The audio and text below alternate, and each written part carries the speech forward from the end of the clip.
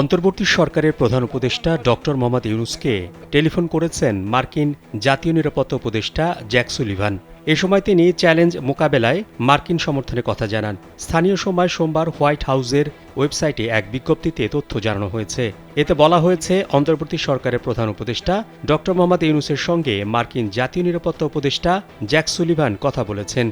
এ সময় তিনি চ্যালেঞ্জিং সময়ে বাংলাদেশের নেতৃত্ব দেয়ায় ধন্যবাদ জানান। বিজ্ঞপ্তিতে বলা হয়, ফোনালাপে তারা দুজনেই ধর্ম নির্বিশেষে সকল মানুষের মানবাধিকারকে সম্মান ও রক্ষা করার অঙ্গীকার ব্যক্ত করেন। এছাড়া সমৃদ্ধ, স্থিতিশীল এবং গণতান্ত্রিক বাংলাদেশ গঠনে মার্কিন সমর্থন পুনর্ব্যক্ত এবং বাংলাদেশের মুখোমুখি চ্যালেঞ্জ মোকাবেলায় অব্যাহত সমর্থনের কথা জানান মার্কিন জাতীয় নিরাপত্তা উপদেষ্টা। Introducing High Class by Akij Port.